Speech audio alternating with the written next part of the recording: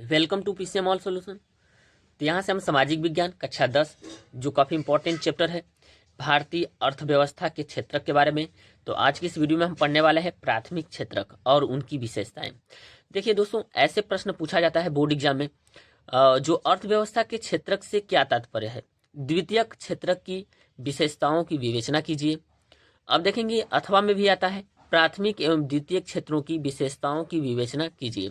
तो हम प्राथमिक क्षेत्रक के बारे में पढ़ेंगे और उसकी विशेषताएं पढ़ेंगे।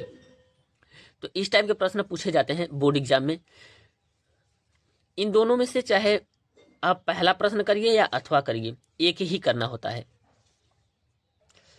यहाँ पे सबसे पहले हम देखेंगे प्राथमिक क्षेत्र। इसमें क्या होता है, पहला देखेंगे इसके अंतर्गत प्राकृतिक संसाधनों को प्राथमिक उत्पादों में परिवर्तित किया जाता है। ये जो काफी इंपॉर्टेंट लाइन है, ये प्राकृतिक से याद रखिएगा। दूसरा क्या है, इसे कृषि व सहायक क्षेत्र भी कहते हैं। ये बार बार बोर्ड एग्जाम में पूछे जाते प्रश्न है। यहाँ पे हम तीसरा पॉइंट देखेंगे, इनमें कृषि, डेयरी, मत्स्यन, खनन और तेल एवं गैस की निकासी इत्यादि को शामिल किया जाता है। दोस्तों ये काफ़ी इंपॉर्टेंट जो एग्जाम्पल है, ये बहुविकल्पीय प्रश्न में पूछे जाते हैं। खनन, ये सब आपको याद रखना है इसके एग्जाम्पल। अब यहाँ से देखेंगे अर्थव्यवस्था के क्षेत्रक, ये प्रश्न में पूछा गया है। तो यहाँ से देखेंगे अर्थव्यवस्था के 3 क्षेत्रक होते हैं, प्राथमिक, द्वितीयक और तृतीयक।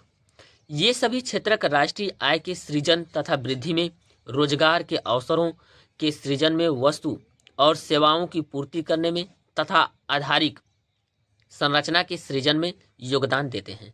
तो ये रहा अर्थव्यवस्था के क्षेत्रक के बारे में। सबसे पहले हम देखेंगे इसमें प्राथमिक क्षेत्र की विशेषताएं, यही काफ़ी इंपॉर्टेंट है। प्राथमिक के बारे में हम लोग पढ़ेंगे।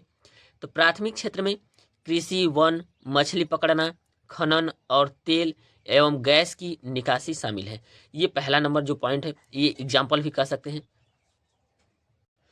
दूसरा पॉइंट देखेंगे, अधिकांश प्राकृतिक उत्पाद कृषि, डेयरी, मछली पकड़ने, वानिकी आदि से प्राप्त होते हैं, इसलिए इसे कृषि एवं सहायक क्षेत्रक भी कहा जाता है। तीसरा नंबर देखेंगे, इन गतिविधियों के अंतर्गत वे क्षेत्र आते हैं जहां विषम जलवायविक व भौगोलिक दशाएं विद्यमान होती हैं। अगला नंबर देखेंगे, इस क्षेत्र के अधिकतर निवासी आदिम सामाजिक जीवन जी रहे होते हैं।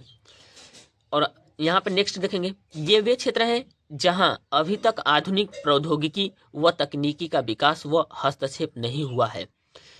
ये काफी इंपॉर्टेंट। लास्ट लाइन देखेंगे, ये काफी है, जब प्राकृतिक उत्पादों को विनिर्माण प्रणाली के द्वारा अन्य रूपों में बदला जाता है तो वे द्वितीयक क्षेत्र कहलाते हैं। कपास, ये रहा द्वितीयक क्षेत्र के बारे में। कपास के रेशे, गन्ने से चीनी। कपास से क्या प्राप्त होते हैं, रेशे, और गन्ने से चीनी।